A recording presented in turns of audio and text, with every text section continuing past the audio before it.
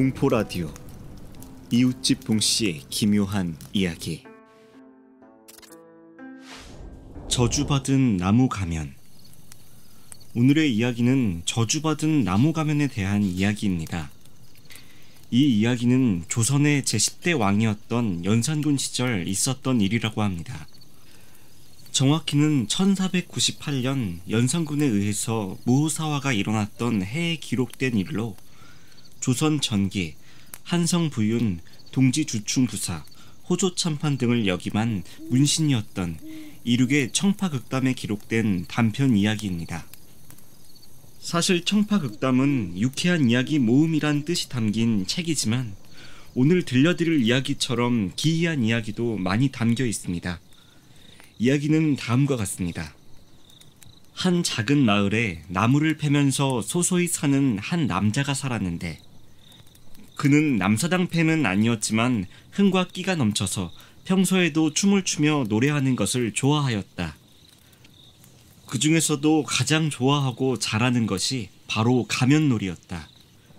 지금으로 치면 아이돌이나 뮤지컬 배우를 꿈꾸는 지망생이 아니었을까 합니다. 그리고 당시에 지역별로, 용도별로 가면의 종류가 참 많았는데 그래서 남자는 가면을 수집하거나 제작하는 일도 몰두하였습니다. 그러던 어느 날 평소처럼 산에서 나무를 다 패고 할 일을 끝낸 남자는 혼자서 춤을 추며 노래를 부르기 시작했습니다. 그러다가 숲 안쪽까지 들어가게 되었고 그곳에서 누군가 나무로 만든 듯한 이상한 가면 하나를 발견했습니다.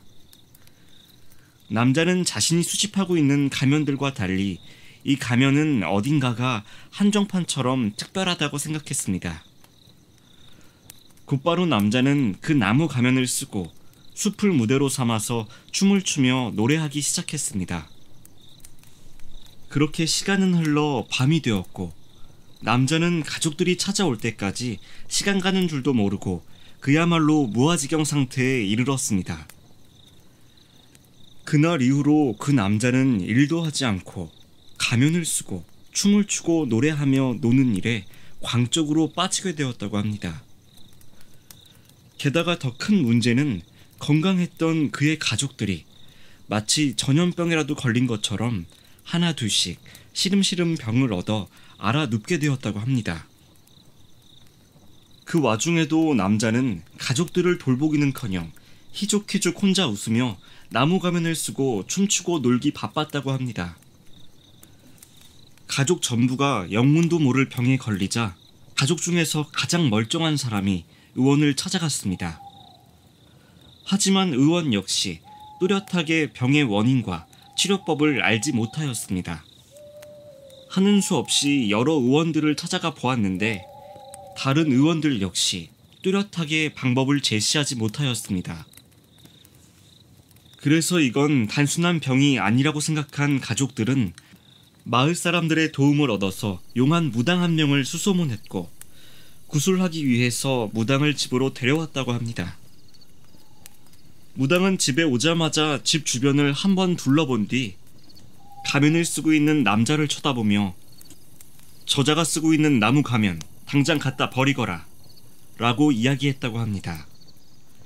가족들이 이유를 묻자 저 근본도 모를 나무 가면에 귀신이 쓰여 있어서 주변을 병들게 하는 것이다. 저 가면만 갖다 버리면 굿은 굳이 할 필요가 없다. 라는 말을 남기고 돌아갔다고 합니다. 하지만 당시 그 가면에 푹 빠져 있었던 남자는 가면을 버리지 않겠다며 완강하게 거부했다. 그렇게 며칠이 지났는데 가족들은 한 가지 묘안을 생각해냈다. 잔치를 벌여서 남자가 원 없이 춤과 노래를 할 수 있는 자리를 만들어주고 그와 동시에 술을 잔뜩 먹여서 취해버리게 만드는 것이었다. 우여곡절 끝에 마을 사람들의 도움을 받아 남자가 술에 취해서 골아 떨어져 자는 사이 그 나무 가면을 빼앗아서 들판에 갖다 버렸다고 합니다. 잠에서 깬 남자는 가면이 없어진 사실을 깨닫고 미친 듯 울부짖으며 날뛰었고 한참 시간이 지난 후에야 겨우 진정했다고 합니다. 그렇게 정신을 차리고 다시 성실하게 살 것을 맹세하며 남자는 가족들에게 사죄하였습니다. 그리고 놀랍게도 나무 가면을 버리자 이 남자의 가족들이 앓고 있던 병들이 서서히 사라졌다고 합니다. 무당의 말처럼 이 나무 가면이 남자와 가족들에게 무언가 영향을 미친 게 아닐까요? 그렇게 수개월 시간이 흘러 우연히 들판을 지나던 다른 마을 사람 2명이 그 가면을 보게 되었다고 합니다. 나무 가면은 이미 반쯤 썩어 있었고 그 썩은 부분에서 버섯이 자라나고 있었다고 합니다.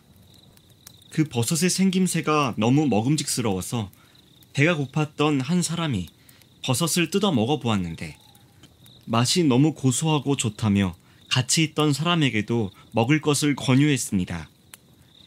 이 말을 들은 사람 역시 버섯을 조금 떼어 먹어보았는데 갑자기 앞서 먼저 먹은 사람이 실실 웃기 시작하며 춤을 추기 시작했다고 합니다.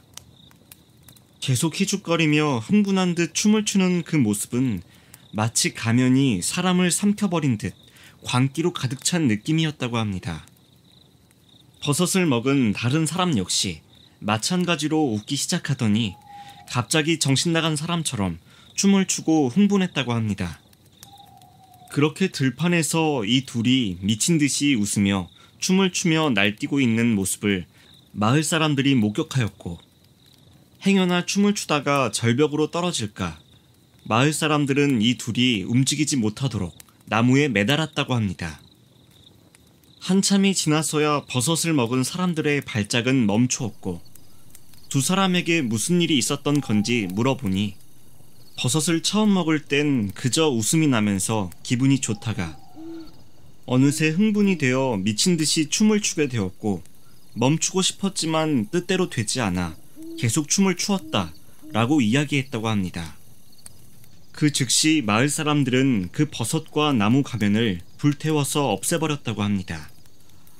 아마도 환각을 일으키는 독버섯이었거나 그것이 아니라면 나무 가면이 버섯으로 모습을 바꿔서 더 많은 사람들에게 저주를 하고 있었던 것일지도 모르는 아주 기묘한 이야기였다고 합니다. 마치 짐 캐리의 영화 마스크처럼 혹은 빨간 구두 이야기가 떠오르는 조선시대의 이야기였습니다. 앞서 말한 두 작품에 비하면 굉장히 순한 맛인 느낌이 강하지만 그 가면이 혹은 그 버섯이 계속 존재했다면 엄청 위험한 일이 생기지 않았을까요? 오늘의 이야기는 여기까지입니다.